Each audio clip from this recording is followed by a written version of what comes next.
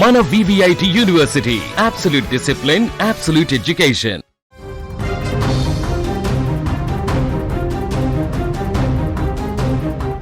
తునిలో కలకలం రేపిన చిన్నారి మిస్సింగ్ కేసులో ఇప్పుడు కీలక మలుపు చోటు చేసుకుంది. 5వ రోజుకు చేరుకున్న గాలింపు చర్యలు మరింత వేగవంతమయ్యాయి. 2 ఏళ్ల పసిబిడ్డ జ్ఞానేశ్వరి అదృశ్యం అవ్వడం ఇప్పుడు అందరినీ కలిచివేస్తుంది. శనివారం జరిగినటువంటి ఘటన ఇప్పుడు రాష్ట్ర వ్యాప్తంగా తీవ్ర చర్చనీయాంశమైంది. పాపతో పాటు ఇంట్లో పెంచుకుంటున్నటువంటి శునకం కూడా కనిపించకుండా పోవడంతో ఈ కేసు మిస్టరీగా మారింది. తోటలో కాపలాదారులుగా పనిచేస్తున్న తల్లిదండ్రులు సుంకర గణేష్, భవానీ తమ బిడ్డ కోసం ఎదురు చూస్తూ పడుతున్న వేదన వర్ణనాతీతం. ఈ సమయంలో నుండి పోలీసులు, అటవీశాఖ సిబ్బంది, స్థానికులు కలిసి సుమారు 500 ఎకరాల విస్తీర్ణంలో గాలింపు చర్యలు చేపట్టారు. ఎక్కడా కూడా పాప ఆనవాళ్ళు కానీ జాడ కానీ తెలియలేదంటూ కూడా అధికారులు చెప్తున్నారు. సతమతమవుతున్నారు ఇప్పుడు ఏం చేయాలో అర్థం కాక. ఇప్పటికే ఈ కేసులో ఊహించని పరిణామం కూడా బుధవారం చోటు చేసుకుంది. మూగజీవిగా భావించినటువంటి ఆ పెంపుడు కుక్క తిరిగి ఇంటికి రావడంతో అందరిలో ఒక్కసారిగా ఆశలు రేకెత్తించింది. అయితే శనివారము పాపతో పాటుగా వెళ్ళిపోయినటువంటి ఈ శునకము మళ్ళీ తిరిగి రావడంతో ఈ శునకం జాడ పట్టుకొని వెళ్తే పాప అడ్రస్ దొరుకుతుంది అనుకున్నారు. కానీ ఎలాంటి ప్రయోజనం లేకుండా పోయింది. అండ్ ఆ శునకం ఒంటిపైన చిన్న చిన్న గాయాలు ఉన్నట్లుగా గుర్తించారు.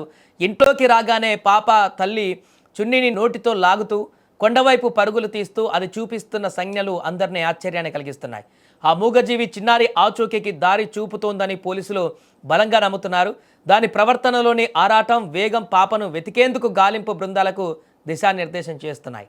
అటవీ ప్రాంతంలో దట్టమైనటువంటి పొదలు ఉండడంతో గాలింపు కష్టతరంగా మారుతుంది. వర్షాలు, కొండ ప్రాంతాలు కావడంతో డ్రోన్ కెమెరాలను కూడా రంగంలోకి దించారు. అన్ని రకాల సాంకేతిక పరిజ్ఞానాలతో ఇప్పుడు వెతుకుతున్నారు.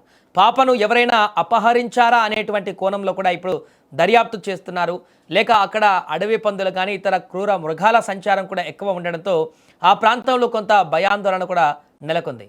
పాప బరువు తక్కువగా ఉండడంతో ఏదైనా జంతువు లాక్కెళ్ళి ఉంటుందా అనే అనుమానాలు కూడా వ్యక్తమవుతున్నాయి. ఎందుకంటే 5 రోజులు అవుతుంది, కూడా తన కనీసము అడ్రస్ కానీ ఎలాంటి కూడా దొరకట్లేదు. వందలాది మంది పోలీసులు, రెస్క్యూ అహర్నిశలు కూడా శ్రమిస్తున్నాయి.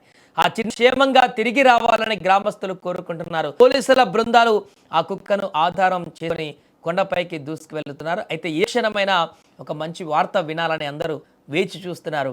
గాలింపులో పాల్గొంటున్నటువంటి వందలాది మంది అధికారులు స్థానిక పరిస్థితులను నిశితంగా గమనిస్తారు.